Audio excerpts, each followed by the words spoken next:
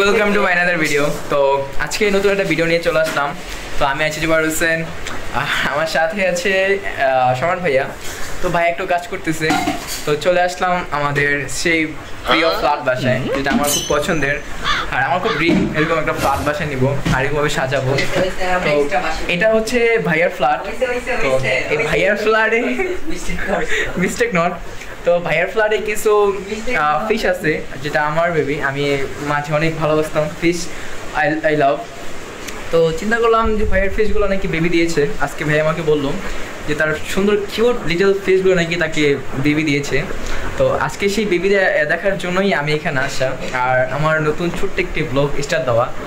তো জানি না ব্লগটি কীরকম হবে, তো তোমরা সবাই দেখতে থাকো আর এনজয় করতে থাকো।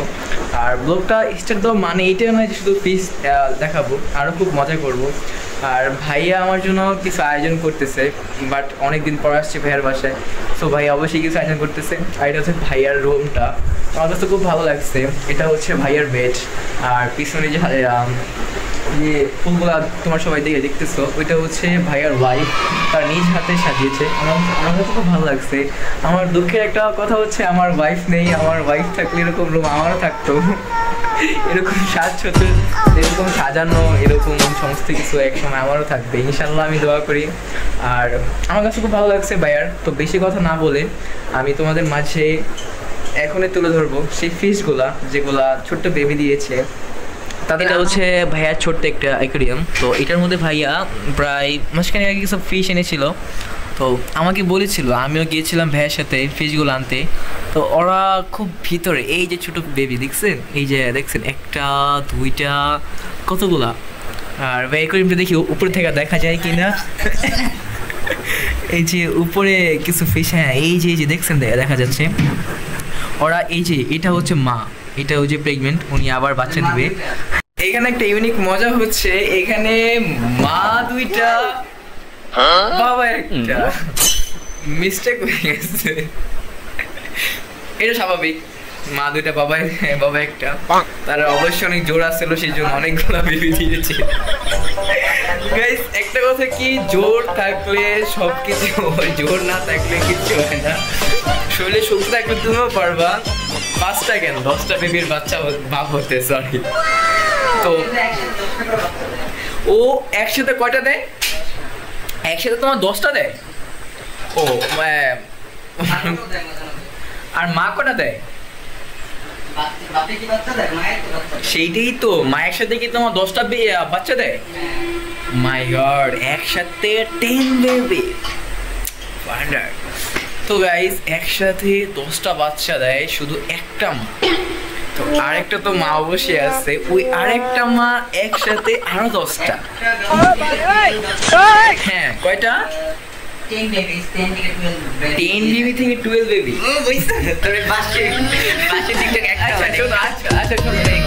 মজা না এটা, সিরিয়াসলি। কারণ একটা ফিশ, ছোট্ট একটা ফিশ ভাইয়া এনেছিল, প্রায় আজকে 2 মাস হয়ে গেছে। আর ভাইয়া মাছ পালতে অনেক ভালো লাগে। আমরা তো বাঙালি, এত ফিশ এত ইংলিশ এগুলো আমাদের মুখে যায় না। তো ভাইয়া ফিশ পালতে খুব ভালোবাসে। ভাইয়া মাছের অনেক ভাইয়া বেশিরভাগ প্রাণীর দিকে খুব সেন্সিটিভ, খুব ভালোবাসে, খুব আদর যত্ন করে, বুঝছেন।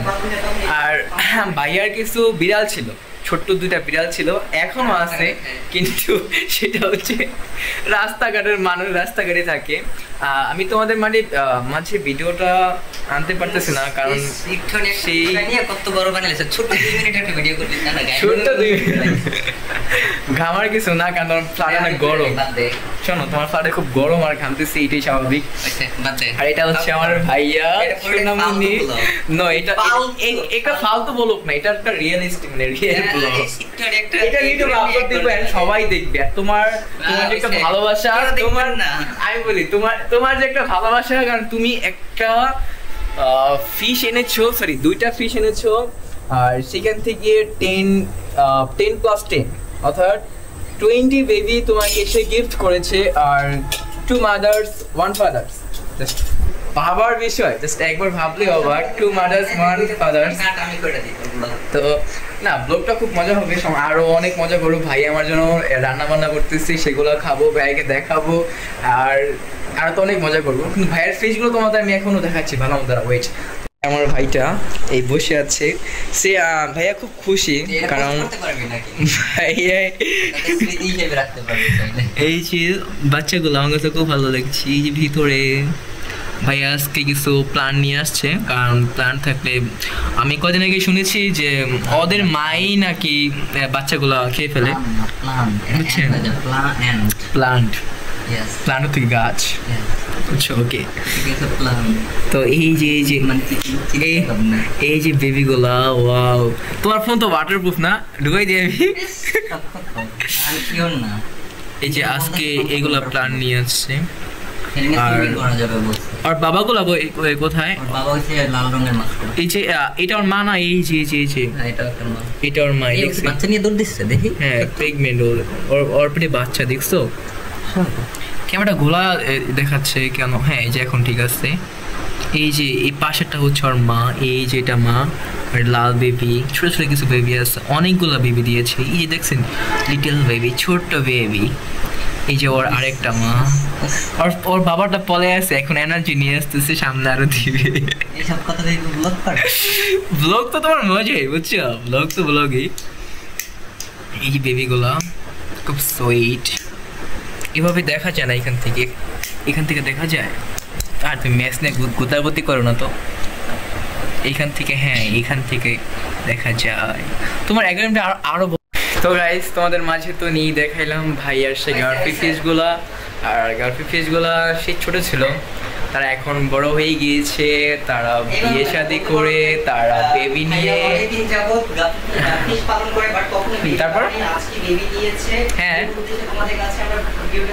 তারপর তারপর গাইস, ভাইয়া আমার এমন জায়গায় টিপ দিছে যেটা বলার বাইরে, আমি পুরা শেষ। এই বেটায় বিয়ে কইরাও আমার লাগায় ফিলিংস দিতে, এটা কি কোনো মানা যায়? বিশ্বাস করো, আমি ব্লগ করতেছি, হাই আমার দুটি পারে ভিডিও করছে, এটা কি কোনো কথা? এই ভিডিও আমি ভাইরাল না করছি, আজ পাবলিক আপনার কাছে না গেছে, এটা আমি তোমাকে দেখাই দিব, যাও, বুঝছো? লুচ্ছা, এক নাম্বার লুচ্ছা। এটা মেডিকেলে কাজ করে, ইনচার্জ। উনি হচ্ছে ভাইয়া হচ্ছে ওটি ইনচার্জ, আর আমি হচ্ছে ওটি ব্রাদার। তো দুটো একসাথেই থাকি, এক ফ্ল্যাটে একসাথে এক রুমে ঘুমাই না, খালি এটাই হচ্ছে পার্থক্য। কারণ ভাইয়া বিবাহিত আর আমি অবিবাহিত। তো আমারও সামনে বিয়ে শাদী হবে, আমারও সামনে বউ বেরিয়ে আছে, সামনে অনেক ফিউচার আছে। আমি খুব খুশি যে আমার যদি এখন বিয়ে দিয়ে দেয়। ফ্যামিলি তো মানবে না, ফ্যামিলি যদি বিয়ের কথা বলি তারা বলে যে আগে নিজের পায়ে দাঁড়া। তো গাইস, অনেক মজা করলাম, আর মাঝে ভিডিও নিতে পারি নাই কারণ ভাইয়ার ফোনে চার্জ ছিল না, পরে চার্জ চলে গেছিলো, পরে আমরা নিজে একটু মজা করলাম। তো ভাইয়ার চশমাটা পড়লাম, দেখলাম যে একটু মানায় কিনা, এখন কেমন লাগতেছে বলতে পারতেছি না, বাট একটু হাবা হাবা লাগতেছে, তাও দেখি কিরকম লাগে। তো রাত অনেক বেজে গিয়েছে, তো এখনও আমরা টিভি দেখতেছি, কোরিয়ান ড্রামা মুভি। তো একটা দেখা শেষ হয়েছে, প্রায় শুরু করেছে আরেকটা নতুন পর্ব। তো ড্রামা মুভি দেখবো। তো রাত তো অনেক বেজে গিয়েছে, এখনও খাবার কোনো নাম নেই, আর কিছুক্ষণ পরেই আপনার সেহেরির সময় হয়ে যাবে। তো টাইম পরে দেখাচ্ছে আপনাদের।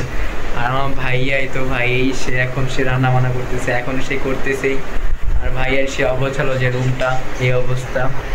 আর এখানে আমি শোবো, ওইখানে ভাইয়া শোবো, দুজনে কোলাকুলি করে শোবো। আর চশমাটা কি আসলে কি মানাচ্ছে কিনা বলতে পারতেছি না, পাগল লাগতেছে, তাই না? তো দেখি ভাইয়া কি করে, আমরা এখন যাবো ভাইয়ের কাছে। তো ভাইয়া আমাদের জন্য আজকে এই রান্নাগুলো করেছে।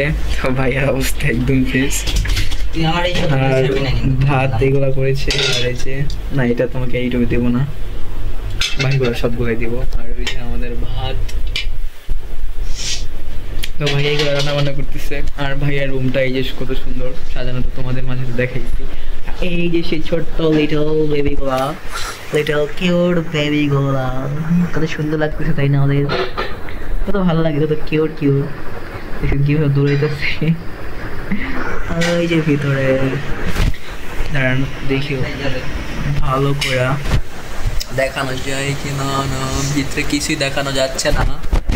কই গেল কই গেল কই গেল? ওই যে খেলতেছে, আর দেখেন কত ছোট তো বাবু বলা, কত পিচ্ছি লিটল বেবি, লিটল ফিশ। তো গাইস, এটা হচ্ছে আমাদের রাত্রের মেনু। মুরগি রান্না করছে।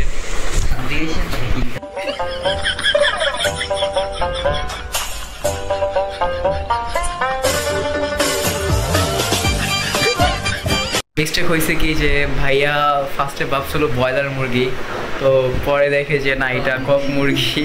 পরে ভাইয়া যেভাবে রান্না করতে চেয়েছিল সেভাবে হয় নাই, সেটা অন্যভাবে হয়ে গিয়েছে। কারণ ভাইয়া চেয়েছিল একটু কষাইয়া ভালো মতো রান্না করার জন্য, কিন্তু দেখছে যে এটা ওরকম হবে না। তো এইটুকু দিয়ে পেট ভরবো, আর কিছুক্ষণ করতো সেইটির সময় হয়ে যাবে।